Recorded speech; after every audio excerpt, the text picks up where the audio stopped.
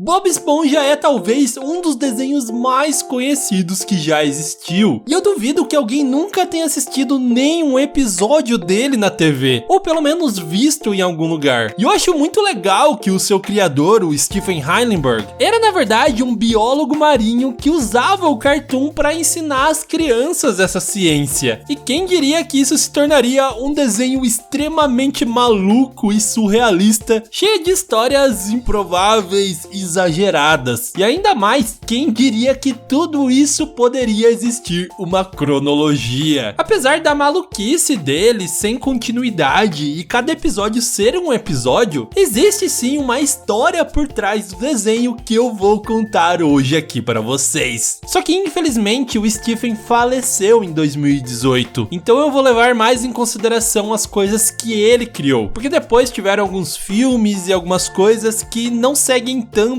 essa história mais original do desenho. Então já deixa o seu like se você gosta de Bob Esponja, comenta aqui embaixo qual é o seu personagem favorito e o porquê, também se inscreva no canal e ative o sininho que tudo isso me ajuda muito, beleza? Com isso dito, sejam todos muito bem-vindos à história completa de Bob Esponja. E tudo começaria há milhares de anos atrás. Essa raça, conhecida como Atlantes, viajariam bilhões de anos-luz até chegar no fundo do mar com o objetivo de colonizá-lo, trazendo com eles o seu maior tesouro, que era nada mais e nada menos do que a bolha mais antiga de todas. E apesar de eles serem um povo extremamente avançado com uma quantidade gigantesca de tesouros, essa simples bolha é a relíquia mais importante de todas para eles. Ao que parece, ela existe há mais de 1 milhão de anos. E como eu já disse, os Atlantes são seres com uma inteligência realmente superior a qualquer outra criatura daquela época. Para vocês terem uma noção, os ancestrais que viveram mais ou menos ali naquela época é o famoso meme do Bob Esponja pré-histórico. Vamos nos lembrar. Lula Molusco era um cara amante das belas artes e amava tocar o seu clarinete. Porém, o Bob Esponja e o Patrick não davam nem um segundo de paz para o coitado conseguir fazer isso. Para onde ele ia, eles estavam lá. Então ele tem a brilhante ideia de usar uma máquina do tempo para sumir de vez. Só que chegando lá, de nada adiantou, porque ele se encontra com as versões pré-históricas do Bob Esponja e do Patrick, que são tão irritantes quanto as versões do presente. Eles ficam tentando pegar uma água-viva, só que eles sempre tomam um choque e se machucam. Então Lula Molusco perde a paciência e decide ensiná-los como caçar uma água-viva, ironicamente criando essa atividade que ele tanto odeia no futuro. E quando ele finalmente tem paz, ele começa a tocar o seu clarinete, o que faz os seus companheiros pré-históricos se contorcerem de angústia e raiva, perseguindo o Lula Molusco, que entra na máquina do tempo e volta para o presente. Porém, a sua visita àquela época mudaria muita coisa. O início da atividade de caça à água-viva fez aqueles seres se desenvolverem mais. Agora eles eram mais organizados, tinham suas casas estabelecidas e começaram a desenvolver uma linguagem verbal.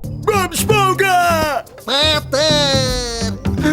E um dia eles estavam brincando por aí quando um tronco que eles usavam para soprar bolhas é atingido por um raio e assim eles descobrem o fogo. Sim, a primeira vez que pegou fogo embaixo d'água. Mas isso sempre acontece no mundo de Bob Esponja. E os dois curiosos lá acabaram queimando a mão no fogo. Só que aí o Bob Esponja, inteligentemente, percebeu que com aquilo dava para cozinhar as suas comidas, o que era muito mais gostoso, e eles comeram até não poder mais. E é legal que desde a pré-história o Bob Esponja tem esse dom para ser um cozinheiro. Então muitos e muitos anos se passariam e aquele lugar onde os ancestrais do Bob Esponja construíram a sua casa evoluiria para uma civilização medieval governada pelo rei Sirigueijo. Porém, vale ressaltar que além desse reino já existia o governante de todas as águas, o todo-poderoso rei Netuno, que comandava praticamente todo o mar. Mas então, voltando Voltando para a Idade Média, o Bob Esponja e o Patrick do presente acabam sem querer viajando até essa época. E lá eles se encontram primeiro com o Luloso, que é uma espécie de Lula Molusco bobo da corte, e também o Rei Siriguejo, que passava por grandes problemas com o bruxo Planktonomus, que tinha um grande dragão água-viva que havia destruído metade do seu reino. E além disso, ele acaba sequestrando a sua filha, a Princesa Pérola. Então ele manda o Bob Esponja e o Patrick Estrela numa missão para resgatá-la e derrotar o dragão do Planktonomus. E como sabemos, os grandes heróis acabam vitoriosos, e ainda por cima, no final, Bob Esponja com o Rei Siriguejo acabam fazendo o primeiro hambúrguer de siri de toda a história. E depois vamos ter um acontecimento que é curto, porém vai ser bem importante lá pra frente. O Netuno acaba tendo um filho, o Tritão, porém ele não era como ele planejava que ele fosse. Para governar o mar, ele teria que ser um deus poderoso e impiedoso,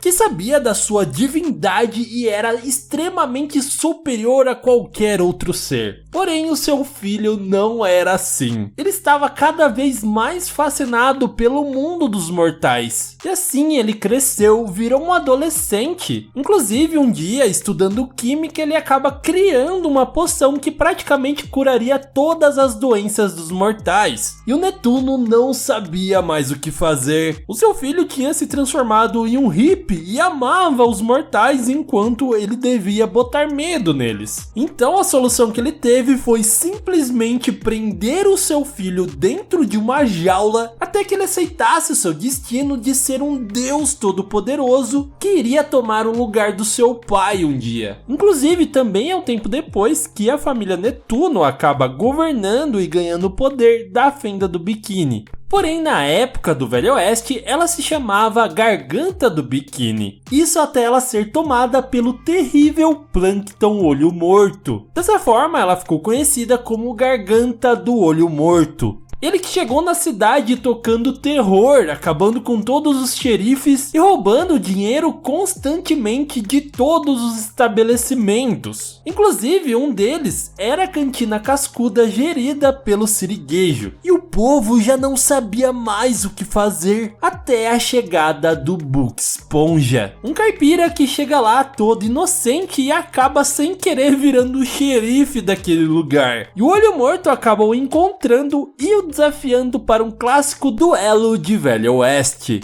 E ele não estava muito confiante não, porém ele faz amizade com o cara mais idiota daquele lugar. E ele acaba dando coragem para ele enfrentar o Plankton Olho Morto, que é derrotado com um simples pisão. E assim a cidade volta a ser como era antes, e o Buck Esponja se torna o seu maior herói, ganhando uma estátua em sua homenagem. Esta que está lá na Fenda do Biquíni até os dias de hoje. E bom, a nossa história continua agora fora do mar. Um jovem surfista super musculoso estava tranquilo lá descansando na praia, quando de repente o mar varre a praia e o leva até um redemoinho. Ele estava já no fundo do mar quase sem oxigênio quando ele é salvo por sereias, que dão a ele uma estrela do mar especial que faz com que ele possa respirar embaixo d'água. Porém, com o tempo ele ficaria solitário no fundo do mar, afinal ele era o único humano vivendo por lá. Até que um dia ele vê um tripulante de um barco limpando os mariscos da sua carcaça e acaba usando seu poder de telecinese para substituir o pulmão dele usando aqueles mariscos. E assim nascem o Homem-Sereia e o Mexilhãozinho, que com seus poderes protegeriam a Fenda do Biquíni de todo o mal. Enquanto isso, uma família de piratas cresce e ficam muito conhecidas pelos seus feitos no alto mar. E estes seriam os Siriguejos, que teria toda a sua linhagem de piratas até o nascimento de Eugene Siriguejo. E junto com ele também nasceu o Sheldon J. Plankton. E os dois eram os melhores amigos desde o seu nascimento. Por isso, então, eles tentaram abrir um restaurante juntos. E isso foi o motivo para eles terem uma briga que acabou em um acidente que derrubou vários ingredientes de uma estante dentro de uma mistura de carnes, que coincidentemente era a receita secreta do hambúrguer de Siri, que o próprio Rei Sirigueijo tinha criado junto com Bob Esponja há centenas de anos atrás. E essa briga que eles tiveram seria o início de uma rivalidade entre eles que duraria a vida toda. E desde essa época, o sonho do Sirigueijo era abrir um restaurante para vender o seu maravilhoso hambúrguer de Siri. Porém, como a gente já disse, ele vinha de uma família de piratas. Então esse era o seu destino inevitável. Desde quando ele era bebê, ele vivia com seu avô, o Barba Vermelha, dentro do seu barco pirata. Então, quando ele cresceu mais, ele tentou levar essa vida. Comprou um barco, contratou uma tripulação e foram atrás de um tesouro. Porém, ao fim, o que eles conseguiram não dava nem para pagar a parte dos seus tripulantes. E ele estava muito desanimado com isso. Então ele decidiu dispensar todo mundo e vender o seu barco. Porém, ele nunca conseguiu contar a verdade para o seu avô, que ficaria por muitos anos acreditando que o seu neto continuava como um pirata. Mas na verdade, o que aconteceu foi que depois que ele vendeu o seu barco, ele passou por um momento muito triste, até que ele encontrou um lar falido para idosos à venda e usou o dinheiro que ele tinha para finalmente abrir o seu restaurante. E assim nasceu o Siri Cascudo, que logo ficaria muito conhecido, principalmente pelo seu hambúrguer de Siri. E esse sucesso despertaria a inveja, a raiva e o desejo de vingança do seu antigo amigo, o Plankton, que criaria do outro lado da rua o seu próprio restaurante, o Balde de Lixo, e passaria a vida tentando roubar a fórmula secreta para o hambúrguer de Siri, porque só assim ele teria tanto sucesso quanto o Sirigueijo. E ele precisaria de um rebrand também, né? Convenhamos, ninguém quer comer no restaurante que se chama Balde de Lixo. Mas por fim, finalmente chegamos ao nosso protagonista. Bob Esponja, calça quadrada, não tinha nem saído ainda da barriga da sua mãe e ele já provou pela primeira vez um hambúrguer de Siri. E desde então ele é apaixonado por seu incrível sabor. E por isso ele já nasceu com a habilidade e a vontade de ser um grande cozinheiro. E desde bebê ele teria ao seu lado o seu melhor amigo, o Patrick Estrela. E desde sempre eles foram extremamente inocentes e bobões, porém com um grande coração e uma alegria inquestionavelmente contagiante. Os dois cresceriam juntos até chegar na sua vida adulta, quando Bob Esponja saiu da casa dos seus pais e foi atrás de ter a sua própria casa. Nesse dia acabou que um abacaxi caiu de um barco no fundo do oceano, bem ao lado da casa do Lula Molusco, que ganhou 2 novos maravilhosos vizinhos. O Bob Esponja e um abacaxi de um lado e o Patrick embaixo de uma pedra do outro. Ele estava no meio do fogo cruzado de 2 malucos que não deixariam ele em paz por nenhum minuto durante toda a sua vida. E apesar dele sempre ficar muito bravo com isso e com razão, no fundo, bem lá no fundo, ele gosta do Patrick e do Bob Esponja. Porque no final das contas eles não fazem isso por mal. E eles consideram o Lula Molusco como seu amigo. E a gente tem a prova disso quando ele acaba se mudando para uma vizinhança que são todos iguais a ele. No início ele acha aquilo uma maravilha. A sua rotina era tudo o que ele sempre quis. Porém, com o tempo ele começa a ficar entediado, percebendo que ele sentia falta do Patrick e do Bob Esponja. E estava indo tudo muito bem, o Bob Esponja tinha o seu amigo Patrick morando perto dele, porém ele queria uma companhia dentro da sua casa. E aí que ele adota o caracol mais amado de todos, o Gary. E a sua vida estava muito boa, porém ele ainda carregava aquele seu sonho de infância de um dia trabalhar no Siri Cascudo. Até que um dia, quando ele vai até lá, ele encontra uma placa dizendo que eles estão contratando. Essa era a chance de ouro para ele finalmente realizar o seu sonho. Com seu mantra de determinação, ele caminha até o Siri Cascudo. Porém, chegando lá, o Lula Molusco fica maluco, porque ele não queria que o Bob Esponja também ficasse no trabalho atazanando a vida dele. Então ele diz pro Siriguejo que ele não prestaria pro serviço. Assim, os dois dão uma missão impossível pra ele.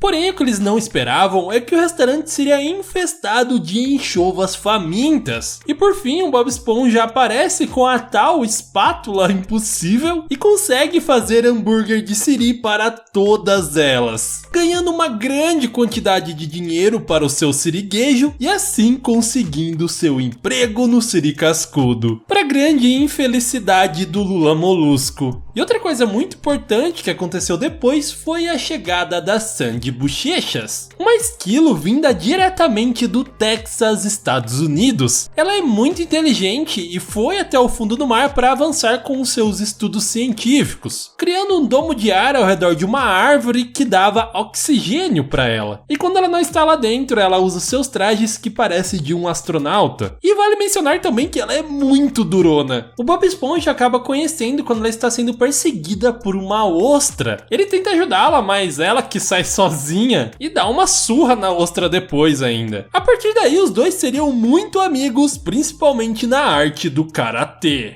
E assim a vida continuaria, muitas coisas malucas aconteceriam como de costume, mas uma coisa que nunca muda é o Bob Esponja tentando tirar a sua carteira de motorista, sendo aluno da escola de pilotagem da Senhora Puff, ela que só de ouvir o nome do Bob Esponja fica completamente desesperada, porque sempre que ele tenta tirar a sua carteira, alguma coisa muito ruim acontece, alguma coisa explode ou até mesmo ela vai pra cadeia. E outro feito muito importante na vida do Bob Esponja foi conhecer os seus heróis de infância, o Homem-Cereja e o Mexilhãozinho, que agora já não são mais os heróis da Fenda do Biquíni porque eles estão extremamente velhos. Inclusive agora eles moram num asilo e não conseguem fazer muita coisa. E é muito legal que relembrar desses personagens me fez despertar uma memória da minha infância, que eram esses tazos que viam nos salgadinhos, e um dos meus favoritos era o Patrick vestido de marinheiro. Mas enfim, chega de denunciar minha idade e vamos continuar com o vídeo. Por conta do hambúrguer de siri, o Siri Cascudo se tornou um dos restaurantes mais conhecidos e importantes,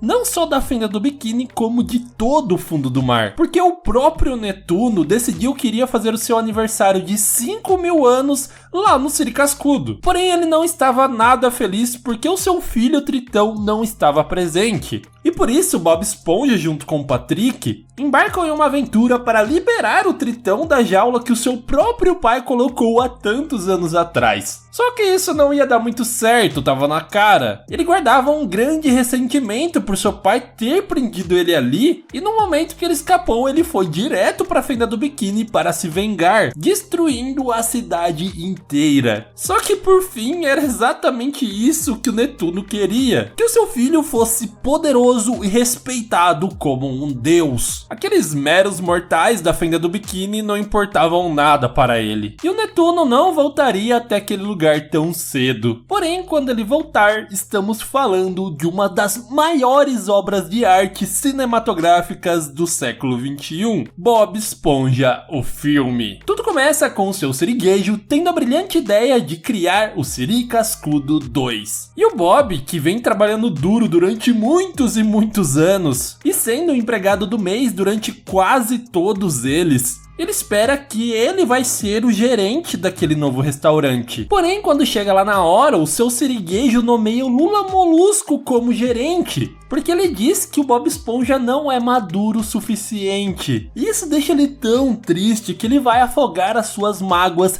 no seu restaurante favorito junto com o seu melhor amigo Patrick. E é aí que ouvimos pela primeira vez a lendária música que eu tenho certeza que ficou na sua cabeça por muito tempo. Sou um amendo bobo, yeah. Você é um amendo bobo, yeah. Somos amendo bobos, yeah. Bobo, bobo, amendo bobo, yeah. Enquanto isso, o Plankton, como sempre, está desenvolvendo um plano para conseguir roubar a fórmula secreta do hambúrguer de siri. E o plano dele, dessa vez, era roubar a coroa do Rei Netuno e deixar alguns vestígios para incriminar o seu siriguejo desse roubo. O que dá certo e ele leva essa coroa para o lugar mais longe possível onde ninguém possa chegar. A traiçoeira Cidade das Conchas. Enquanto Netuno estava prestes a castigar o siriguejo, Bob Esponja, com a ajuda da filha do Netuno, a Mindy, consegue convencê-lo de que ele vai atrás da coroa em troca dele deixar o siriguejo viver. E assim ele, junto com o Patrick, embarcam na maior aventura das suas vidas, junto com o lendário Cirimóvel. Só que tudo estava indo conforme o plano do pilantra do Plankton. E pela primeira vez, ele realmente consegue roubar a fórmula do hambúrguer de Siri, reproduzindo ela no seu restaurante, o deixando incrivelmente popular. Só que seu plano ia mais além ainda. Ele distribuiu capacetes de balde de lixo como brinde, que na verdade eram dispositivos capazes de controlar a mente de todo mundo. Enquanto isso, Bob Esponja e o Patrick passam por diversos desafios, inclusive perdem o Cirimóvel no meio disso, até que chegam em um assustador abismo cheio de monstros. E no meio do caminho eles acabam desistindo, porque reconhecem que são imaturos demais para fazer isso. Só que a sorte é que a Mindy acaba aparecendo, contando todo o plano do Plankton para eles e ainda dando bigode de algas para eles se sentirem mais maduros, o que funciona. E assim eles conseguem passar por aquele desafio. Mas no final do caminho acabam se encontrando com Dennis, um assassino de aluguel que o Plankton tinha contratado. E cara, ele realmente me dava muito medo. Só que ele acaba sendo pisoteado por algo ainda pior. Um ser conhecido no fundo do mar como o Ciclope, que os captura e os levam até fora do mar, colocando-os embaixo de uma lâmpada para desidratá-los. E é aí que eles percebem que eles finalmente chegaram à Cidade das Conchas, que era nada mais nada menos do que uma lojinha de presentes com coisas do mar. E lá também estava a coroa de Netuno. E apesar de não ter conseguido terminar a sua missão, eles ficam muito felizes de terem chegado tão longe. E assim eles cantam pela última vez a música Eu Sou um Amêndoa Bobo. E no auge de toda essa emoção, uma de suas lágrimas acabam escorrendo até a tomada, causando um curto-circuito que, além de apagar aquela maldita lâmpada, também aciona o sistema de incêndio que hidrata eles novamente, os trazendo de volta à vida. Não só eles, como todos os outros animais ali que estão extremamente furiosos com aquele Ciclope. O Bob Esponja e o Patrick então conseguem pegar a coroa e, com a ajuda do David Hasselhoff, eles conseguem voltar para a fenda do biquíni. Justo no momento em que o Netuno iria atirar no seu siriguejo, eles chegam com a coroa rebatendo seu poder, cumprindo com seu trato e salvando o dia. Bom, na verdade, mais ou menos. Porque o Plankton acaba conseguindo controlar também a mente do Netuno. E quando tudo parecia perdido, chegamos à parte mais épica desse filme. Quando Bob Esponja finalmente aceita a sua imaturidade, que isso faz parte dele e ele é feliz daquele jeito, ele desperta a sua versão mais descolada de todos os tempos, performando Eu Sou um Amêndoa Bobo da forma mais épica já existente, conseguindo assim destruir todo o controle mental do Plankton, libertando o povo da fenda do biquíni da sua escravidão e promovendo o maior show de todos os tempos. O Plankton tenta escapar, mas é pisoteado pela multidão, e em seguida preso por todos os seus crimes. O Rei Netuno então acaba descongelando o seu siriguejo, que em agradecimento por tudo que o Bob Esponja fez, o promove como gerente do Siri Cascudo 2. E esse, meus amigos, é o final do filme e o que muita gente considera como o final canônico desse desenho, que é o único filme que o próprio Stephen trabalhou junto e dá esse final para a série. Porém, temos uma teoria de um suposto segundo episódio final, e também um dos mais perturbadores deles, que é o episódio Spongehand. Um dia, uma grande ventania chega na fenda do biquíni, e isso faz com que os buracos do Bob Esponja produzam usa uma espécie de música que atrai as águas-vivas. E elas não deixam ele em paz, fazendo com que ele se refugie dentro de uma caverna ali perto da Fenda do Biquíni. E lá dentro ele pensa em uma solução para voltar a ter a sua vida normal. Só que nisso acaba passando muito tempo, provavelmente anos. E ele agora com uma barba e um cabelo gigante, acaba descobrindo, fazendo uma escultura dele mesmo, reproduzindo os seus buracos, que ele poderia atrair as águas-vivas com a sua escultura. Então ele passa mais um bom tempo esculpindo esculturas gigantes dele. Colocando elas em um campo em formato de um círculo, ele forma o que ficaria conhecido como Spongehand. Só que a parte mais perturbadora é que quando ele consegue voltar para a Fenda do Biquíni, não existe mais nada lá. Tá tudo encoberto pela areia e todo mundo que ele amava já se foi. E por isso teorizam que todas as outras histórias que aconteceram foi antes desse episódio. De qualquer forma, 3.000 anos depois, aquele seu monumento seria encontrado por vida extraterrestre e a sua criação seria um mistério. Porém, há muitas controvérsias nessa história. Tem também um episódio que se passa 75 anos depois e vemos o Bob Esponja bem velhinho, que vive com seu neto, e seu abacaxi é basicamente a última coisa que resta, porque todo o resto da cidade são prédios gigantes e cromados. E isso me faz lembrar também do futuro que o Lula Molusco viu uma vez. Quando ele é acidentalmente congelado dentro do freezer do Siri Cascudo, ele viaja para 2.000 anos no futuro, onde descobre que tudo, absolutamente tudo é cromado e que existe um Bob Esponja para cada letra do alfabeto, que no caso no futuro são 486 letras. Realmente aquilo não é para ele. E provavelmente o futuro mais longínquo que já apareceu na série é também com o Lula Molusco quando ele entra dentro daquela máquina do tempo. Só que ele acaba viajando tanto para o futuro que simplesmente não existe mais nada. É um lugar infinitamente branco, o que dá uma vibe de Neon Genesis Evangelion, sabe? Todas as coisas existentes e todos os seres conscientes se transformaram em uma sopa primordial e agora tudo é literalmente uma coisa só e todos vivem sem sofrimento porque eles não existem na sua individualidade. Ou apenas eu estou só viajando mesmo. Afinal, o Bob Esponja é um desenho muito maluco e a gente tem que fazer essas suposições na sua timeline. Então eu espero muito que vocês tenham gostado dessa cronologia, que eu tenha despertado muitas memórias da sua infância e também uma nova perspectiva desse maravilhoso desenho. De novo eu tenho que falar que ele é um dos desenhos mais importantes dos anos 2000, porque ele influenciou demais para a criação dessa nova geração de desenhos. E para mim é uma grande obra de arte. Mas enfim, muito obrigado por ter assistido esse vídeo até agora, aquele grande beijo no seu coração de melão e tchau!